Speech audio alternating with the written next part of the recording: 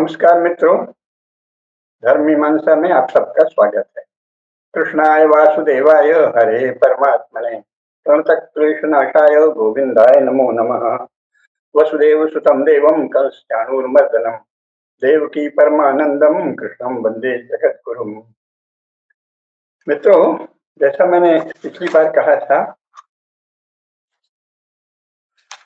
हम लोग जो यूरोपीय कॉन्सेप्ट का, यूरोपीय पदावली का प्रयोग करते हैं भारत में, हम लोग मतलब भारत के शासक नेता और उनके द्वारा पढ़ाई गई शिक्षा से प्रभावित बौद्धिक लोग, उन प्रतिभाशालियों को छोड़ के जो संसार में अन्य देशों के ज्ञान का भी अध्ययन करते हैं और अपने शास्त्रों का भी अध्ययन करते हैं और इसके द्वारा सत्य के, कम से कम अपरा विद्याओं के क्षेत्र में जो भी अवधारणाएं प्रचारित हैं उनके सत्य को जानने की साधना जो करते हैं, उनको छोड़ के बाकी सब लोग जो हैं वो यूरोपीय प्रत्ययों के विषय में विचित्र विचित्र मूर्खताओं से प्रभावित हैं। तो इसको जानना चाहिए। ऐसा क्यों है? ऐसा इसलिए है कि वस्तुतः 20वीं शताब्दी ईस्वी में पहली बार यूरोप के जो आधुनिक ज्ञात इतिहास में पहली बार, उसके पहले का इतिहास ज्ञात नहीं है, उन्होंने सब मिटा दिया।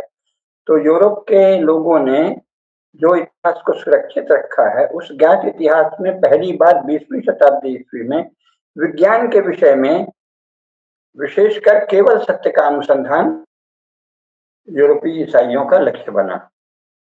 और वो ईसाई भी नहीं है, विज्ञान में ज्यादातर वैज्ञानिक जो हैं वो जो मिडिवल चर्च है उसके प्रति कोई श्रद्धा नहीं रखते। वो एक परम सत्ता, सर्वव्यापी सत्ता में श्रद्धा रखते हैं, लेकिन पर्सनल गॉड में, जो केवल क्रिश्चियंस का गॉड है और लोगों का नहीं गॉड है, ऐसे किसी गॉड में श्रद्धा नहीं रखते।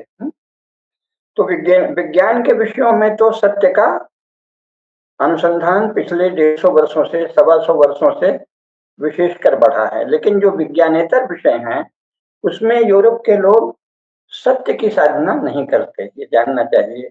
वो शक्ति की साधना करते हैं कि हमको पावर कैसे मिले, है ना। तो पावर की इस खोज में अलग अलग स्टेजेस में यूरोपीय ईसाइयों ने, और उसके बाद ईसाइयत के मुंह से मुक्त हुए भी परंतु फिर भी ईसाइयत के संस्कार वाले यूरोपीय लोगों ने 4 बड़े विचार दिए, पर वो चारों विचार एक ही भाव से हैं। उन चारों ही विचारों का मूल प्रयोजन एक है। प्रयोजन क्योंकि उनकी बनावट चर्च के पास रहकर संसार का पहले का जो भी ज्ञान है उसको अज्ञान प्रचारित करके और वर्षों तक केवल चर्च की शिक्षाओं को ही असली ज्ञान बताकर उन्होंने यूरोपीय चित्त में कई शताब्दियों तक इतना अंधकार छा दिया, इतना अज्ञान फैला दिया कि वो इसको मानने लगे कि ज्ञान का प्रयोजन और स्वरूप वही है जो हमारे पादरी और दूसरे लोग बताते हैं बड़े। अपने यूरोप के लोगों को ही वो प्रमाण मानते हैं और उन यूरोप के लोगों को इसके सिवाय कुछ सूझता ही नहीं है कि सारे ज्ञान का प्रयोजन है शक्ति, अर्थात दूसरों पर आधिपत्य प्राप्त करना, दूसरों का कंट्रोल और डोमिनेशन, अपने से भिन्न लोगों पर नियंत्रण और आधिपत्य स्थापित करना। इसी को वो मानते हैं कि यही शक्ति है और यही विचार का प्रयोजन है, शक्ति। तो इसका सत्य की साधना से कि सचमुच क्या है, जिसे यूरोप में भी दर्शन कहा जाता है, उस दर्शन का जो वास्तविक लक्ष्य है, फिलॉसफी का भी ये प्रयोजन नहीं है। फिलॉसफी के प्रयोजन बहुत गहरे हैं। तो इन दार्शनिकों का नाम लेकर, मुख्यतः भारतीय दार्शनिकों से प्रेरित होकर, वहाँ बड़े भारी अच्छे दार्शनिक भी हुए हैं, वो ये सब विचार नहीं करते। लेकिन उन दार्शनिकों के अनुसार यूरोप की राजनीति नहीं चलती। जैसे भारत की राजनीति भी भारत के दार्शनिकों के अनुसार वर्तमान में तो नहीं चल रही है। तो जो आधुनिक युग में क्रिश्चियन विचार से प्रभावित राजनीति है, जो यूरोप में है और यूरोप से बाहर जहां जहां उनके उपनिवेश रहे वहां है और भारत में भी है, वहां जो वास्तव में कोई बड़े दार्शनिक हैं, चाहे यूरोप के चाहे भारत के, उससे कोई लेना देना नहीं राजनीति का। राजनीति का देना है प्रभुत्व से, अन्यों पर नियंत्रण और स्वामित्व। उसके लिए उपयोगी विचार वो करते रहते हैं और भारत में तो विचार भी नहीं करते। यूरोप में जो ऐसा विचार कहा गया उसी की किसी न किसी धारा का भारत में अनुसरण कर लेते हैं, उसी को वो आइडियोलॉजी, विचार आदि कहते हैं। तो विज्ञानेतर विषयों में विचार का प्रयोजन उनका है कि अन्यों पर नियंत्रण और अन्यों पर आधिपत्य स्थापित करना। तो इसके लिए सबसे पहले उन्होंने एक विचार गढ़ा, जो लोग वहां चाह रहे थे कि दूसरों को ठगें और दूसरों को अपने कंट्रोल में वशवर्ती बनाएं और फिर उनका नियंत्रण करें। तो ऐसा चर्च नाम की एक संस्था ऐसे लोगों ने खड़ी की। शुरू में थोड़े ही लोग थे, 9वीं 10वीं शताब्दी तक, फिर धीरे धीरे बढ़े और उसमें ऐसे लोग।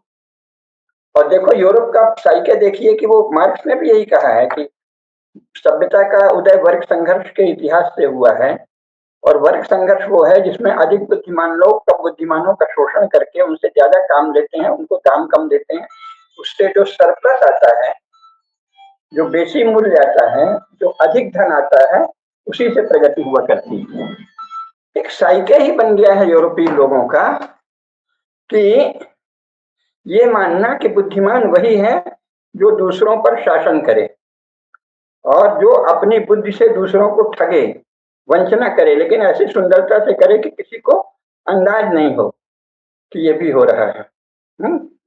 और इसी को वो बहुत बड़ी बुद्धिमत्ता मानते हैं और बुद्धि का यही लक्षण मानते हैं। तो इसमें उन्होंने सबसे पहले एक कॉन्सेप्ट का है गॉड का। तो गॉड, लेकिन वहां जो सर्वव्यापी सत्ता नहीं है, सातवें आसमान पर बैठी हुई एक कोई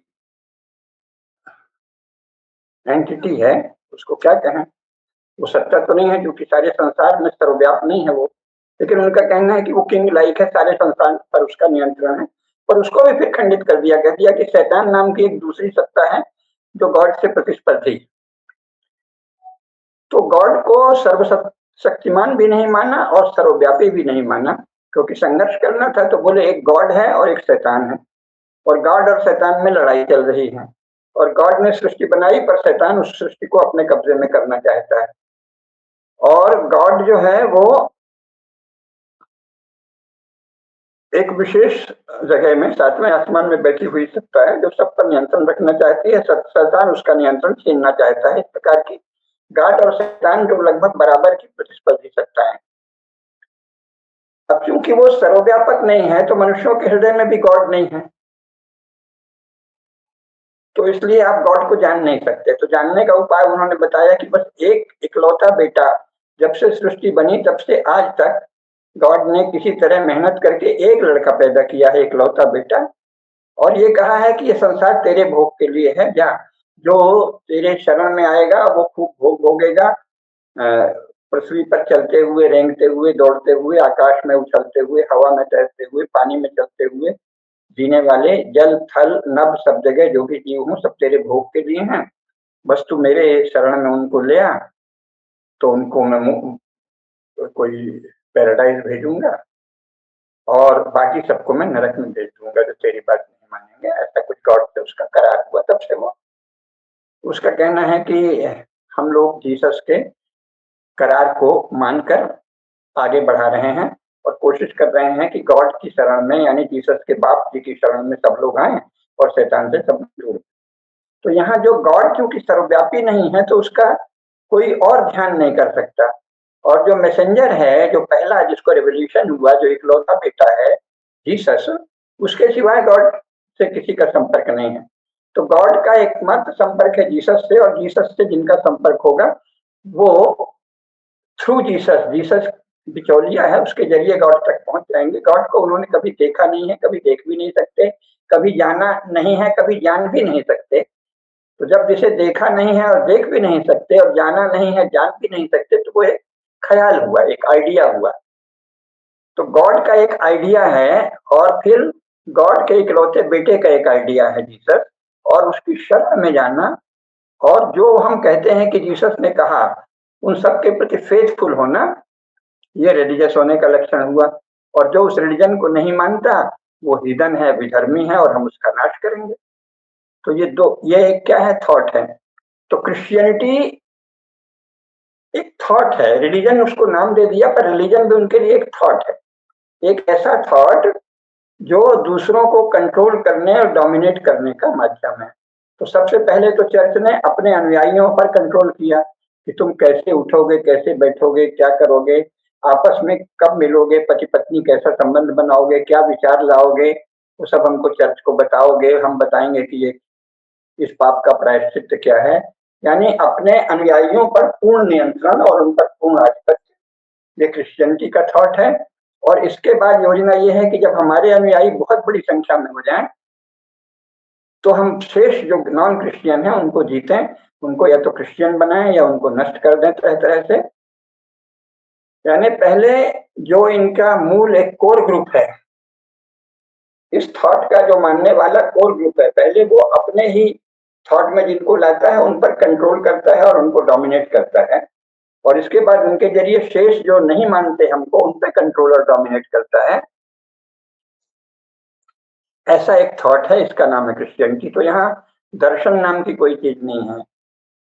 कोई भी बड़ा दार्शनिक इस अर्थ में मेडिवल क्रिश्चियनिटी वाले अर्थ में क्रिश्चियन नहीं हुआ है।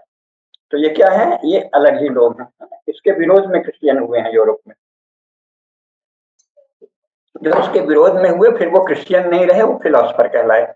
तो यूरोपीय फिलोसफर और यूरोपीय साइंटिस्ट दोनों मेडिवल चर्च के पूर्ण विरोधी हैं।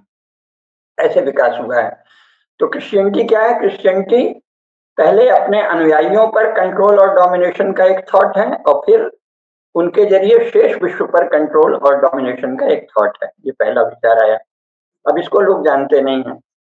और दूसरों पर कंट्रोल और डोमिनेट कैसे करेंगे, तो उसके लिए उन्होंने बहुत से छल प्रपंच अपनाए, जिसमें एक है भाषा का छल।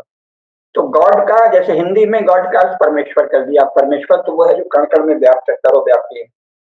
तो भारत में लोग परमेश्वर में श्रद्धा रखते हैं, तो उनसे कह दिया गॉड माने परमेश्वर, हम परमेश्वर में श्रद्धा रखते हैं। अरे तुम परमेश्वर को जानते ही नहीं हो और मानते भी नहीं हो, क्योंकि तुम कण कण व्यापी ईश्वर को नहीं मानते, सर्वव्यापी सत्ता को नहीं मानते।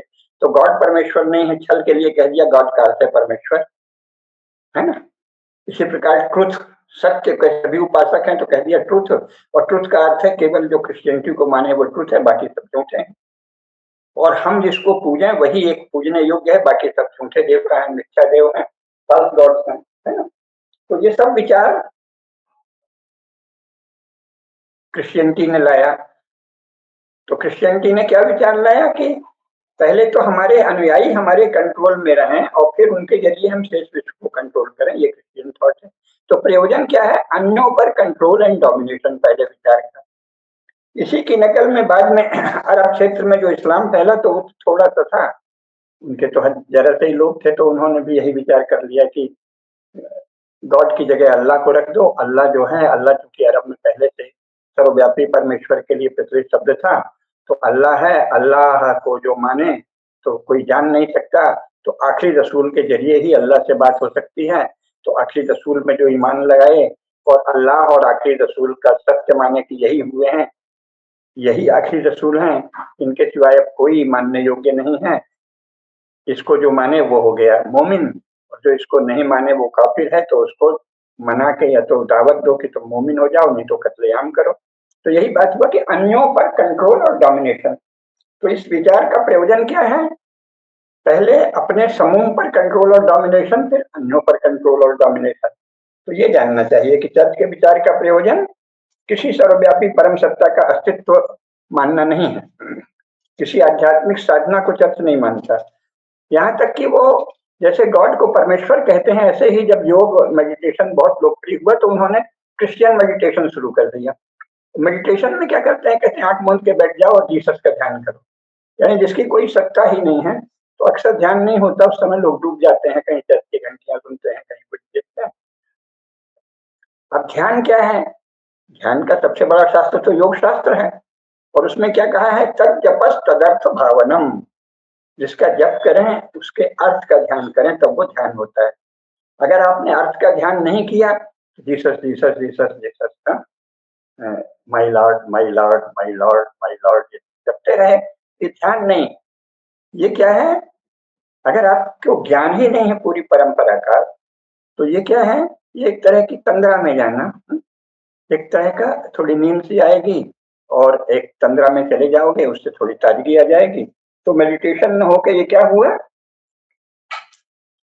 ये तंद्रा हो गई, है ना।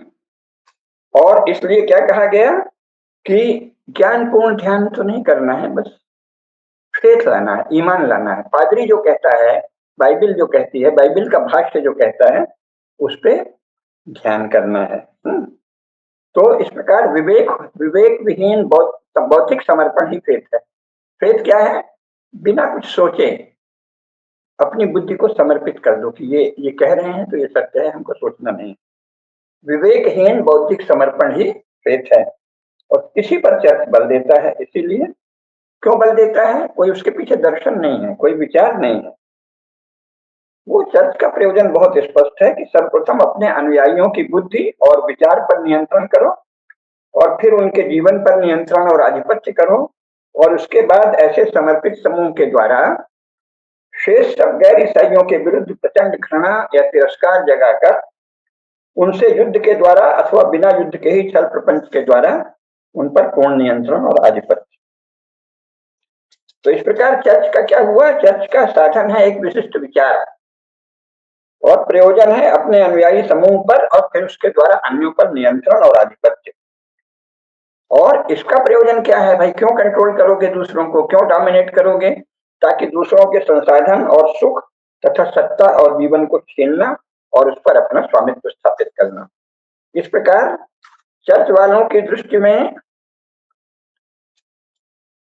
लक्ष्य स्पष्ट है, और जो लोग उनको ये समझ के कह रहे हैं इनकी कोई फिलॉसफी है, ये बहस करने लगते हैं कि गॉड है कि नहीं, और तुम्हारे गॉड का क्या अर्थ है, हमारे परमेश्वर का तो ये अर्थ है, और तुम्हारा जीसस ऐसा और हमारे फलाने देवता ऐसे, तो वो सब मूर्ख हैं। क्योंकि चर्च वाले तो चाहते ही हैं कि आप उनसे इस तरह की बहस में उलझ जाओ, क्योंकि वस्तुतः वो किसी विचार वाले तो है नहीं। तो वो चाहते हैं कि जो उनका लक्ष्य है कि हम तुमको कंट्रोल करें, डोमिनेट करें, तुम्हारे साथ छल करें, तुम्हारे भीतर हिंसा जगाएं, उसकी ओर तुम्हारे ध्यान न जाए। उसकी बजाय तुम ये बहस करने लगो कि अच्छा जैसे हमारा ब्रह्म है, हमारे ईश्वर है, हमारे सर्वव्यापी सत्ता है, हमारा ध्यान ऐसे इनका होगा, और अच्छे बुरे का, कम अच्छे का बहस करने लगो। तो संसार की सबसे बड़ी मूर्खता है, क्योंकि वहां तो कोई ध्यान है ही नहीं, कोई साधना है ही नहीं, कोई ज्ञान है ही नहीं, कोई दर्शन नहीं। उनका लक्ष्य स्पष्ट है, किसी भी तरह हम तुम पर कंट्रोल करें और तुमको डोमिनेट करें। तो आप उनसे एक ही बात कर सकते हैं कि भाई तू कौन होता है हम पर कंट्रोल करने वाला और हमें डोमिनेट करने वाला, और क्यों ना हम तुम पर कंट्रोल और डोमिनेट करें जबरन, है ना? क्योंकि तुमने विचार से तो कंट्रोल किया नहीं है। भारत में हिंदू धर्म से बहस तो नहीं की उन्होंने, शुरू में की तो हार गए, तो छल बल से किया है। तो फिर हमको कहना चाहिए कि तब हमें भी ये अधिकार मिलता है कि हम छल बल से तुम पर कंट्रोल करें, तुम्हारे चर्च को चाहे तो समाप्त कर दें, नष्ट करें, तोड़ फोड़ करें, जैसा तुमने हमारे मंदिरों के साथ किया है, और तुम पे कंट्रोल करना, ये कहना चाहिए। लेकिन ये नहीं कहते। इसी चर्च ने एक नया शुरू किया है हिंदू समाज की निंदा करते हुए, दलितवाद। तो दलितवाद भी जो है वो भी क्या है? दलितवाद का संबंध हिंदुओं के अनुसूचित जाति के वास्तविक जीवन से, इतिहास से नहीं। अनुसूचित जातियों के प्रति न्याय हो या उनकी सम्मानपूर्ण अधिकार की बहाली हो, ऐसा कुछ नहीं चाहते वो। वे तो एक काल्पनिक गप रचकर उन्हें कोई शताब्दियों का बदला लेने के नाम पर गाली गलौज या मारपीट या छल कपट से प्रताड़ित करो हिंदुओं को, ये उपाय रखते हैं। तो इसीलिए जो वास्तव में अनुसूचित जाति के प्रतिनिधि हैं, जैसे मायावती जी हैं, अन्य लोग हैं, उनसे इन दलितवादियों की, जैसे चंद्रशेखर रावण आदि हैं, इनकी प्रतिस्पर्धा चलती रहती है। क्योंकि दलितवादी नहीं चाहते कि अनुसूचित जाति के वास्तविक प्रतिनिधि हिंदू के रूप में अपने लिए न्याय की मांग करें या न्याय की बात करें। वे हिंदू पहचान को ही नष्ट करना चाहते हैं, क्योंकि उनका प्रयोजन चर्च का नियंत्रण और आधिपत्य है।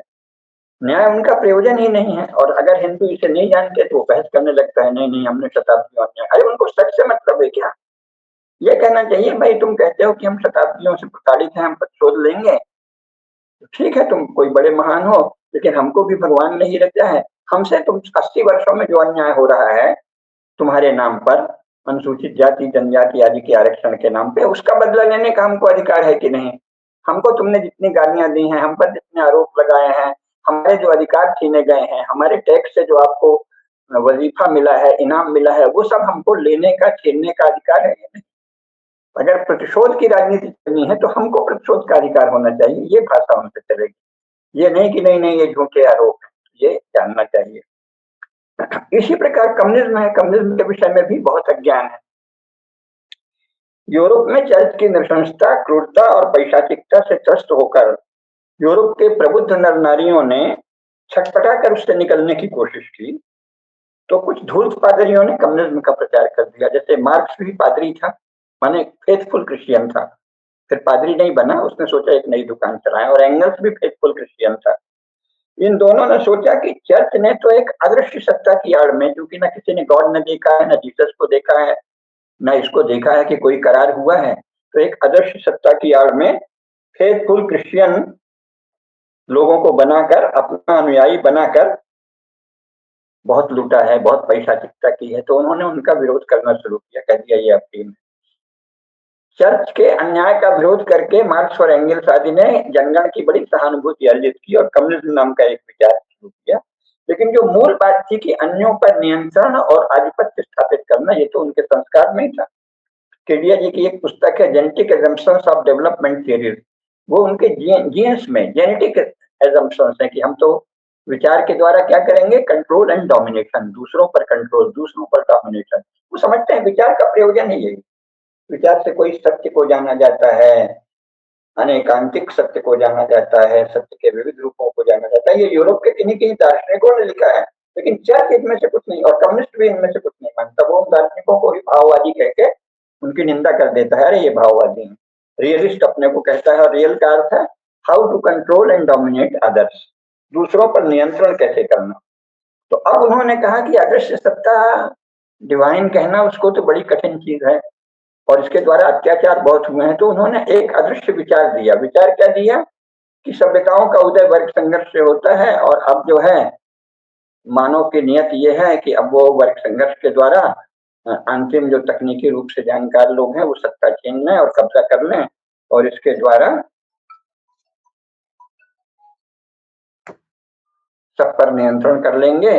और इसको हम कोई बड़ा सुंदर कहते हैं कि फिर ऐसा सुंदर राज्य आएगा कि सबको उसकी जरूरत के मुताबिक मिल जाएगा और सबसे उसकी योग्यता के अनुसार काम लिया जाएगा। तो जो स्वर्ग की बात चर्च में था, उसको उन्होंने कह दिया धरती पर ही स्वर्ग लाएंगे, धरती को स्वर्ग बनाना है। यहाँ बहुत इस तरह से कुछ मूर्ख हमारे धर्म क्षेत्र के भी लोग नारा लगाने लगे, धरती को स्वर्ग बनाना है। धरती तो धरती रहेगी, स्वर्ग स्वर्ग रहेगा। तो उन्होंने, कम्युनिस्टों ने ये नारा दिया कि ये हिस्टोरिकल डेस्टिनी है, ऐतिहासिक नियति है कि ऐसी क्रांति होनी है।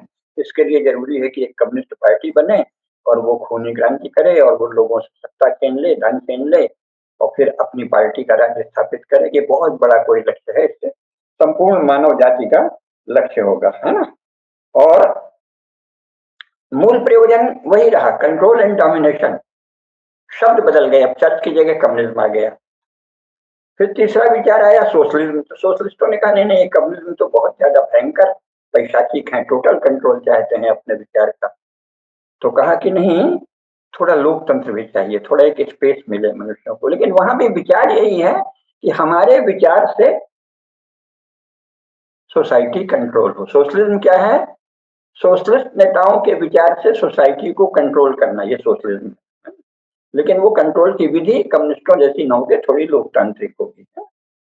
तो लोकतंत्र में श्रद्धा रखना, ये उनका एक भेद हुआ, और व्यक्ति के जीवन के लिए कुछ स्पेस देना। कम्युनिज्म इतना भी स्पेस नहीं देता। तो ये सोशलिज्म जो है,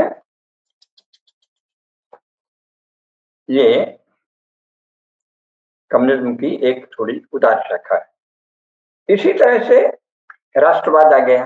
राष्ट्रवाद नेशनलिज्म है। तो यूरोपीय राज्यों में चर्च से दुखी जनगण को नए उत्साह से भरने के लिए वहां के राजनीतिक लोगों ने एक नेशनलिज्म का विचार दिया। इसमें यह था कि नेशनलिज्म का जो हम विचार देते हैं, हमको जनता समर्थन दे, तो हम अपने विचार के अनुसार नेशन बिल्डिंग करें, अपने विचार के अनुसार नेशन को ढालें। तो यहाँ भी संपूर्ण, पहले तो अपनी संगठन या पार्टी के कार्यकर्ताओं पर कंट्रोल और डोमिनेशन, और फिर उनके द्वारा पूरे नेशन पर, पूरे राज्य पर, नेशन स्टेट पर, उसका राष्ट्र अनुवाद नहीं होता, पूरे नेशन पर कंट्रोल और डोमिनेशन, यानी संपूर्ण नागरिकों के संपूर्ण जीवन पर, संसाधनों पर नेशनलिस्ट लीडर्स का कंट्रोल हो, नेशनलिस्ट पार्टी का कंट्रोल और डोमिनेशन हो, इसे कहते हैं नेशनलिज्म। तो ये कम्युनिज्म का ही एक थोड़ा ऐसा रूप है जो नेशन वेशन की बात करता है, लेकिन उद्देश्य यही है। इसीलिए यूरोपीय राष्ट्रवाद में भयंकर आपसी मारकाट, एक राष्ट्र ने अपने राष्ट्रवाद के नाम से दूसरे राष्ट्र के साथ भयंकर हत्याएं की, छलघात किया, धोखा दिया, विश्वासघात किया, बलात्कार किया, दूसरे विश्व युद्ध तक ही चलता रहा। तो नेशनलिज्म भी एक बर्बर पैशाचिक विचार यूरोप में रहा है। अब भारत में क्या है कि राज्य के द्वारा शिक्षा का नियंत्रण भारत के हिंदुओं में ऐसा अज्ञान भर गया कि वो इन हास्यास्पद धारणाओं के अधीन हो गए कि ये कोई बड़े विचार है। चर्च तो मानवता की सेवा कर रहा है, कम्युनिस्ट तो सब मानव जाति में समानता ले रहे हैं, सोशलिस्ट भी बड़े उदार हैं, सारा भेदभाव मिटाएंगे, और नेशनलिस्ट तो कहता ही क्या है, वो नेशन बिल्डिंग करेगा, राष्ट्र को बनाएगा। ऐसा अज्ञान क्यों फैल सका? क्योंकि अपरा विद्याओं के क्षेत्र में हिंदुओं का कोई विश्वविद्यालय नहीं है, कोई विद्या केंद्र नहीं है। तो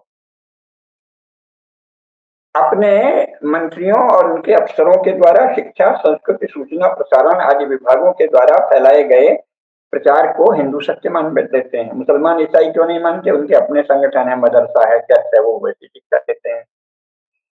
तो समाजवाद, कम्युनिज्म और राष्ट्रवाद को हिंदुओं ने इस कुशिक्षा के कारण और राज्य द्वारा शिक्षा और संचार माध्यमों पर नियंत्रण के कारण कोई महान विचार और महान उद्देश्य मान लिया, और ये भूल गए कि इन सभी यूरोपीय जो भी बंटवार है उनका प्रयोजन क्या है? Control and domination. तो जब चर्च बदनाम हो गया तो यूरोप के जो धनी ईसाई थे उन्होंने एक तर्क दिया कि भाई हम चर्च वाले नहीं है, क्रिश्चियन नहीं, हम तो कैपिटलिस्ट हैं।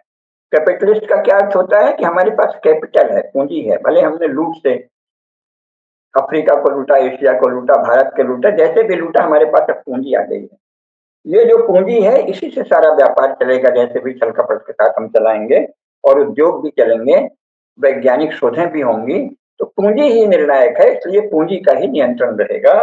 श्रमिकों पर भी, संस्थानों पर भी, औद्योगिक संस्थानों पर भी, सब पर पूंजी का नियंत्रण रहना चाहिए। पूंजी के नियंत्रण का तर्क देना कैपिटलिज्म, और कुछ नहीं है।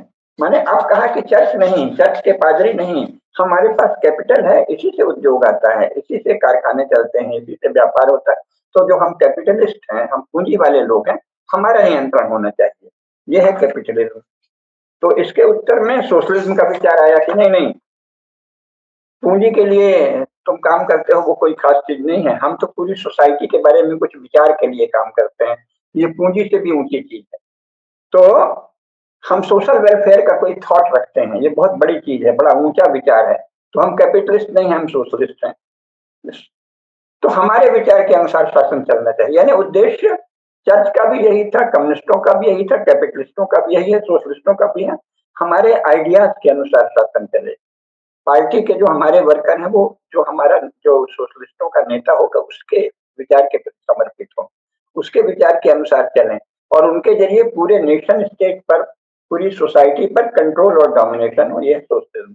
उसका समाज से कोई मतलब नहीं कि समाज के क्या विचार हैं, क्या परंपराएं हैं, क्या ज्ञान है, क्या प्रथाएं हैं, न्याय कैसे हो, कुछ नहीं। नेताजी का सोशलिस्ट आइडियालॉग का जो विचार है उसके अनुसार सोसाइटी का कंट्रोल कैसे हो, डोमिनेशन कैसे हो, इसे सोशलिज्म कहते हैं। और नेशनलिज्म भी इसी का है कि नेशन के विषय में जो थोड़े से लोगों के बड़े ऊंचे विचार हैं, उन श्रेष्ठ विचारों के अनुसार संपूर्ण नेशन पर उनका ही नियंत्रण हो, उनका ही आधिपत्य हो, कंट्रोल और डोमिनेशन, है ना? तो कम्युनिज्म तो इन सब का बाप है, क्योंकि उसका दावा है कि हम संपूर्ण मानव जाति को एक कम्युन की तरह मानते हैं और सबको उसी कम्युन के अनुशासन में हम ले आएंगे। इसलिए हमारा विचार सबसे श्रेष्ठ है, इसलिए हमें अपने इस विचार के आधार पर सबसे पहले अपने अनुयायियों की पार्टी बनानी है, उनको पूरी तरह अपने कंट्रोल और डोमिनेशन में लाना है, और इसके बाद उस पार्टी के द्वारा संपूर्ण मानव जाति पर नियंत्रण और आधिपत्य स्थापित करना है। इसका हमको हक है क्योंकि हम कम्युनिस्ट हैं। ये है इन विचारों का सर्वविदित सत्य। लेकिन भारत में इन चारों ही विचारों को बहुत ही हास्यास्पद रूप में झूठे और महान लक्ष्यों की तरह प्रस्तुत किया गया। हिंदू संगठनों ने भी कहा कि चर्च कुछ भी हो, मानवता की सेवा करता है, और जबकि सच्चाई क्या है? चर्च का मूल प्रयोजन क्या है? दूसरों का धर्म छीनना, धर्म की छिनैती, और चर्च के अधीन निरीह आज्ञाकारी जीव बनाना। इसीलिए वो कहते हैं जीसस हमारा चरवाहा है, हम सब उसकी देना है। और मानव जाति का स्वत्व हरण, धर्म की, सनातन धर्म की छिनैती, ये उनका लक्ष्य है। लेकिन हिंदुओं के बड़े बड़े संगठन इस सामान्य तथ्य से या तो अनजान है या फिर कोई और कारण होगा, मिलीभगत होगी, हमें पता नहीं। परंतु चर्च का सत्य भारत के तथाकथित हिंदू संगठन हिंदुओं से छिपाते हैं और सरल सुगम पदावली में चर्च का सत्य प्रस्तुत नहीं करते, तो इससे चर्च की वो सेवा करते हैं। और मोदी जी जैसे लोग भी यही कर रहे हैं, उनका संगठन भी यही कर रहा है। इसी प्रकार सोशलिज्म को यहाँ समाज के कल्याण का विचार बता दिया गया, जबकि स्पष्ट रूप से सोशलिज्म का अर्थ है नियंत्रण करने वाले समुदाय तैयार करना, जो पार्टी के नेता का अनुयायी होगा और उसके द्वारा संपूर्ण समाज पर नियंत्रण स्थापित करना। तो ये सोशलिज्म है। तो इस प्रकार सोशलिज्म, नेशनलिज्म, कम्युनिज्म और चर्च, इन चारों का एक ही लक्ष्य है, कंट्रोल और डोमिनेशन। जो इस विचार को देने वाला है, चर्च के विचार को देने वाले पादरी समूह थे जिनका अधिपति पोप था। कम्युनिज्म का विचार देने वाली कम्युनिस्ट पार्टी थी जिनका टॉप कोई चेयरमैन या बड़ा आइडियालॉग होता था। सोशलिस्ट विचार देने वाली सोशलिस्ट पार्टी जिसके नेताजी सबसे बड़े होते थे। और नेशनलिज्म का विचार देने वाला कोई एक नेशनलिस्ट संगठन जिसका कोई शीर्ष अधिकारी, उसका कुछ भी नाम दे दो, सरसंघचालक या कुछ, या प्रधानमंत्री, राष्ट्रपति आदि, उसके विचारों के अनुसार देश को चलाना। तो चर्च, कम्युनिज्म, सोशलिज्म और नेशनलिज्म, इन चारों विचारों का एक ही लक्ष्य है, अपने विचारों के अनुसार पहले तो अपनी पार्टी या अपने संगठन पर कंट्रोल और डोमिनेशन, और फिर उसके बाद शेष समाज पर कंट्रोल और डोमिनेशन। तो राष्ट्रवाद भी कंट्रोल और डोमिनेशन की एक थ्योरी है। राष्ट्रभक्ति इससे बिल्कुल अलग है, जैसा मैंने एक अलग वार्ता में बताया है।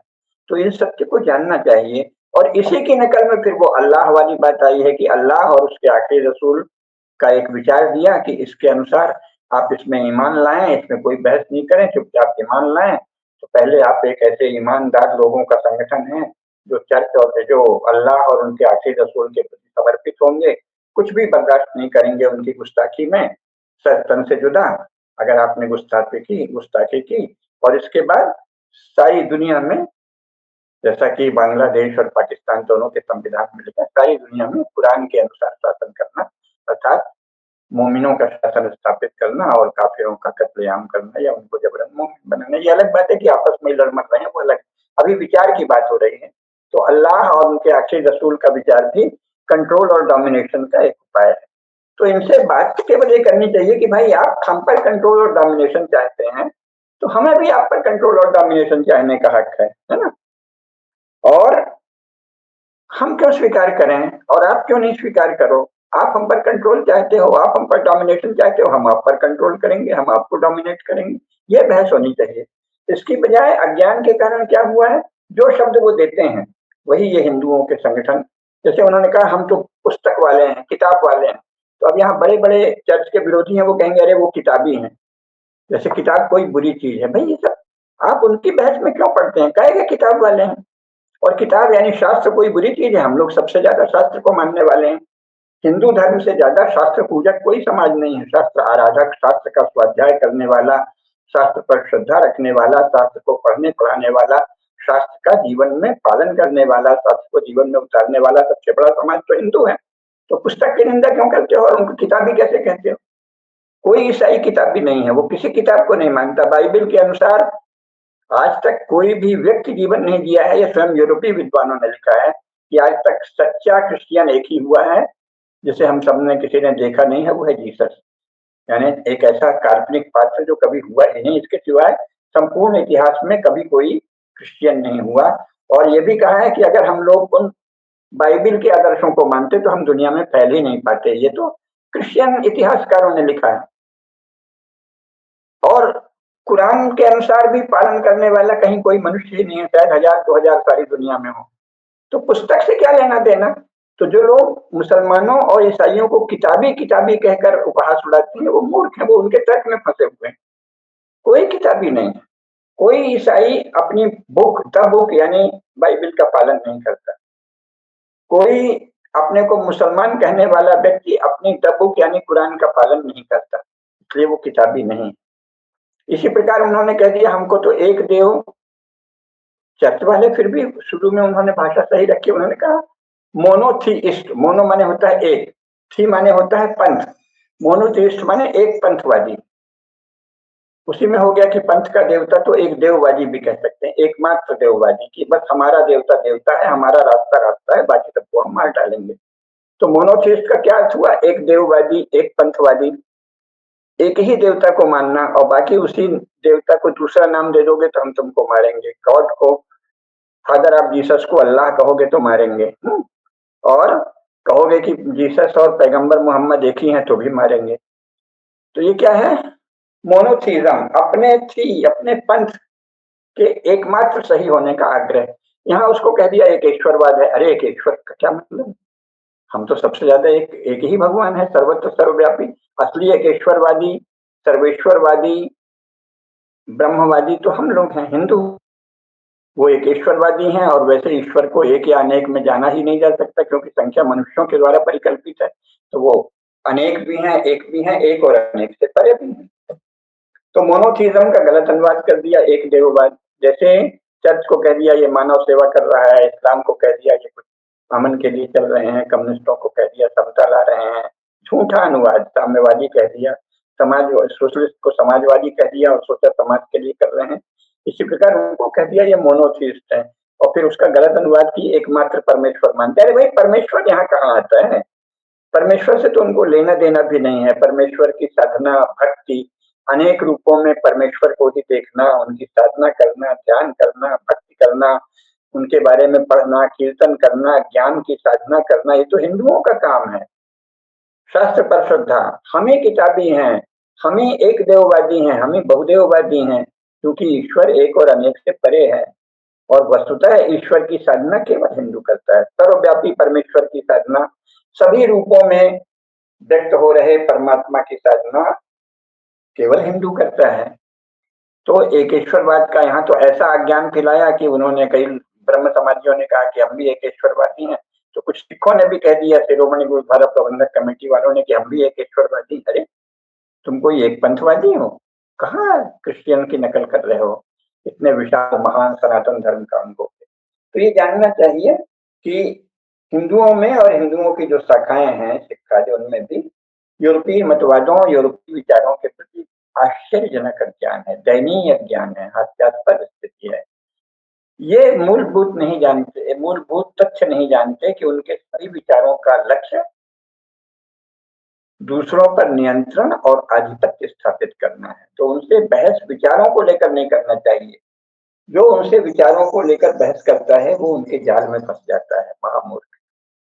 वो उनसे केवल ये कहे कि भाई आपका जो भी विचार है, कुल मिला के उसका सार ये है कि आप हम पर कंट्रोल और डोमिनेशन चाहते हैं, तो हम आप पर कंट्रोल और डोमिनेशन चाहते हैं, और इसका फैसला कैसे हो, जैसे होगा हम कर लेंगे। शक्ति से होगा तो हम शक्ति की साधना करेंगे, बैठ कर बात करो तो हम बैठ कर बात करें कि तुम्हें ये अधिकार है तो हमें क्यों नहीं अधिकार है। तुम हमारे मंदिरों की निंदा करते हो तो हम चर्च की निंदा क्यों नहीं करें। तुम हमारे मंदिरों की देवताओं की निंदा करो तो हम मस्जिदों की निंदा क्यों नहीं करें। तुम हमारे देवताओं को फाल्स गॉड कहो तो हम तुम्हारे जीसस और उसके बाप को, या और जो भी हैं इस तरह के मोनोथीस्ट, उनको नहीं झूठा क्यों नहीं कहें। ये बात करनी चाहिए कि हम बराबरी का व्यवहार क्यों नहीं करें, जबकि अब विश्व के दबाव से मानवाधिकार जैसी बातें आ गई हैं। तो हमारा हिंदुओं का भी तो मानवाधिकार है। हिंदुओं का मानवाधिकार है कि वो अपने हिंदू धर्म की रक्षा करें, और आप उस पर जिस भाषा में आक्रमण करते हैं उसी भाषा में हम आप पर आक्रमण करेंगे। तो ये बात होनी चाहिए। जो भी उनसे दर्शन और विचार की बहस में उलझ जाता है कि सोशलिज्म में ये विचार है, कम्युनिज्म में ये विचार है, ये ईसाई और मुसलमान तो किताबी हैं, वो उनके जाल में फंस जाता है। कोई किताबी नहीं, कोई ईसाई किताबी नहीं है, कोई मुसलमान किताबी नहीं है, किसी किताब को नहीं मानते। आप परीक्षण कर लीजिए उनके जीवन का, न वो किताबी हैं, न वो एक ईश्वरवादी हैं, न वो किसी एक देवता को मानते। एक देवता तो वो है जो सर्वव्यापी हो। अगर वो एक देवता को माने तो सारे ही पंथ जो है वो उसी देवता की कृपा से चल रहे हैं। कोई भी ईसाई या मुसलमान एक ईश्वरवादी नहीं होता, मोनोथीस्ट होता है, यानी एक पंथवादी, एकमात्र पंथवादी। और कम्युनिज्म और सोशलिज्म और नेशनलिज्म तीनों क्या है?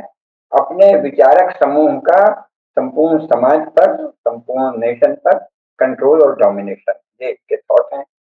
कम से कम आप पहले सत्य को जाने, इसके बाद आपको इतने भयंकर पापपूर्ण विचारों का अनुयायी बनना है, आपको सोशलिस्ट बनना है, कम्युनिस्ट बनना है, नेशनलिस्ट बनना है, पाप के पंख में डूबना है, पाप के खड्ड में गिरना है, तो आप गिर जाए, जाने तो अनजाने पाप के खड्ड में डूबना कितना दयनीय है, आपको कितना दया के योग्य बनाता है, ये सब जानना चाहिए। और राष्ट्रभक्ति और राष्ट्रवाद का अंतर जानना चाहिए। राष्ट्रभक्ति एक बहुत ही महान, उदात्त और पुण्य विचार है। राष्ट्रवाद एक यूरोपीय मतवाद है, जो दूसरों पर कंट्रोल और डोमिनेशन के लिए रचा गया एक विचारों का जाल है, शब्द जाल है। जो राष्ट्रवाद और राष्ट्रभक्ति को एक मानता है, वह बौद्धिक रूप से अविकसित है और दयनीय है, दया का पात्र है और तिरस्कार का पात्र है। राष्ट्रवाद अलग है, राष्ट्रभक्ति अलग है। हम सब राष्ट्रभक्त हों, धर्मनिष्ठ हों, सत्यनिष्ठ हों और ये महान सनातन धर्म है, इसकी शरण में जाएं, उसकी शरण में जाएं और सदा कहें कि हम महान सनातन धर्म की शरण में जाते हैं।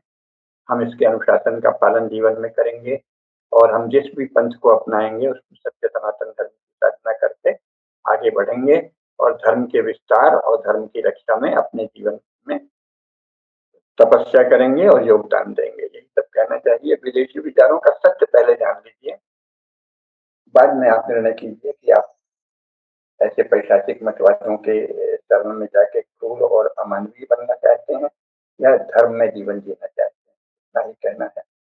नमस्कार। धर्म की जय हो, अधर्म का नाश हो, प्राणियों में सद्भावना हो, विश्व का कल्याण हो। नमः पार्वती पतये, हर हर महादेव।